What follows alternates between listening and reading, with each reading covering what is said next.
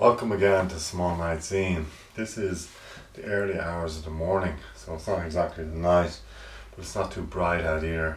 So today I'm going to talk about this text, and this is the penultimate text to this series of texts, which have spanned 11 episodes, or which will span 11 episodes. This one I've been putting off for a while, in a sense that I've been trying to think through it over the past few months.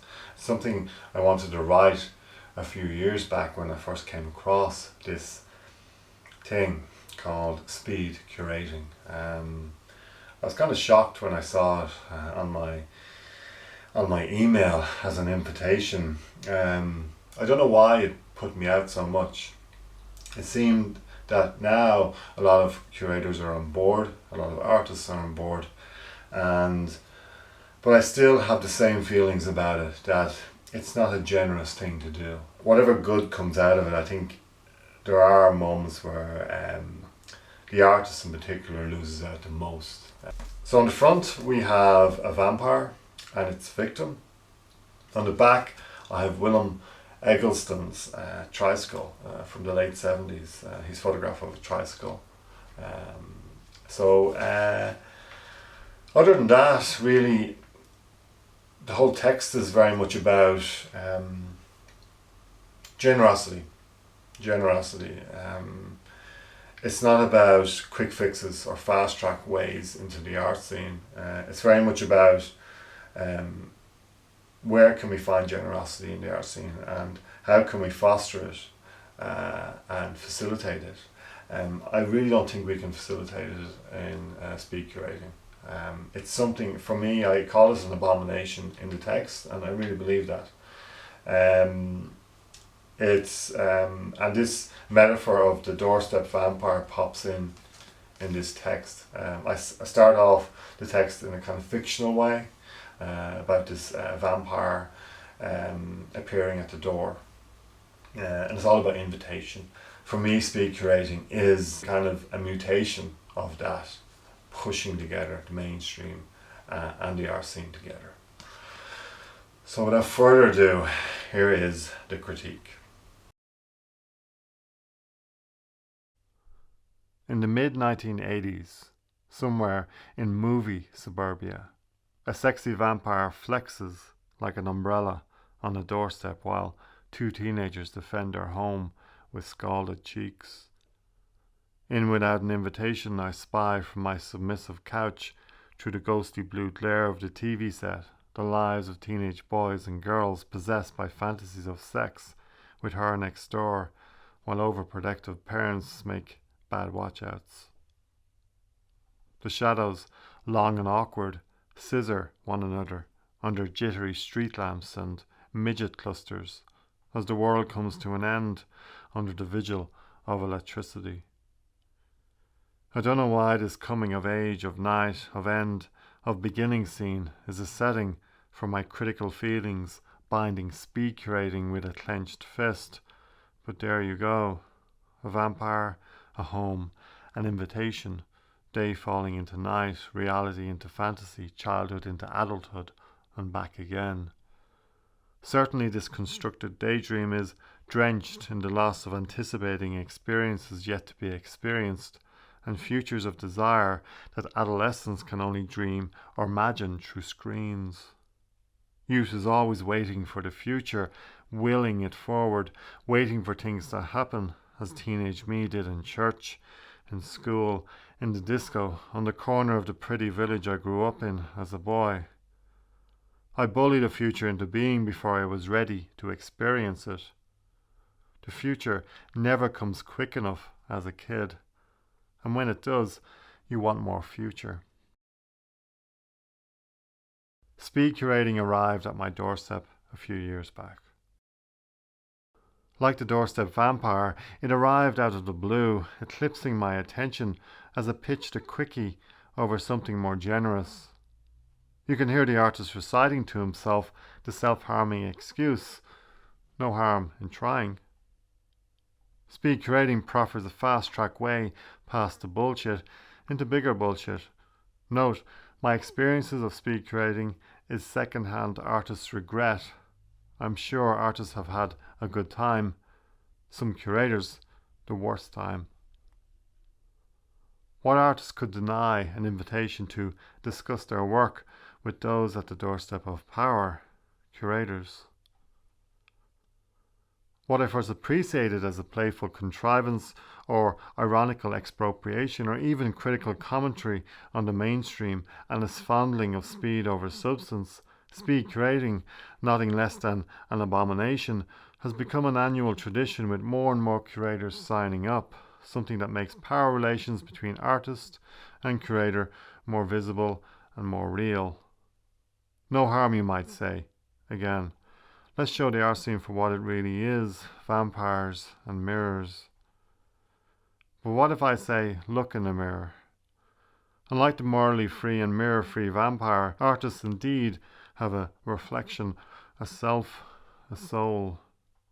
If anything, artists are soulful mirrors. What do you see? What I see is a space set with tables and curators, knives and...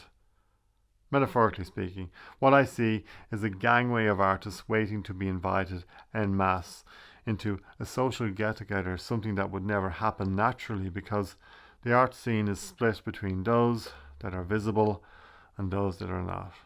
Those at the centre and those that are not. Those that are not here and those that are. It's all good. Democratic. It's like this. When the vampire crosses the door, she sucks your blood. The blush of childhood transfused in a greedy gush. A glamorous death for the short-lived. The immortal vampire, not under the pinch of death, is morally free. The mortal artist, with the possibility of by proxy immortality via the legacy of the artwork, is free, if not morally. We invited the soulless and mirrored mainstream in at the advent of the internet. We came out of our subcultural closets, tore down our bad-mannered posters and straightened our Darwinian slouches, evolved from the beautiful shouldering of narcissism that is the artist's pain and pleasure, overnight to meet the mainstream with open arms, a world that we had retreated from at the advent of becoming artists. Now we commandeer such mainstream stock phrases as sorry for cross-posting. We beg for acceptance. We worry about the unsolicited, the impolite, GDPR bollocks. Sorry for cross-posting is an apology with a silent but at the end of a beginning. If you lob on another T, you get but. Sorry for cross-posting is the implication of an arse without the shitstorm, or with the shitstorm, depending how far an artist will implicate their tongue in the arse of an apology that is neither sincere nor lives up to what an artist should never do. Apologize. Sorry. What happened was, once upon a time, an artist or few went to a professional workshop for artists. Laughs. Then another and another before every artist went and shared the good professional advice delivered by curators and other career apologists until we were left with artists making apologies en route to discrediting themselves by continuing on with their whispering buts. This is just the tip of the shit pile. Over the past 2 years, I've mentioned speed curating in passing as a critical example of how the contemporary artist has come to see herself as a passive pawn in terms of the art administration that holds sway over the dissemination and display of their work. Speed curating is a depressing outcome of the professionalization of the artist and our art scene. Being professional meaning you get in line and wait for the ding-dong of the bell. Dong, dong, dong. Previous mentions of speed curating in my writing were propagandist in delivery and tone. Sneering.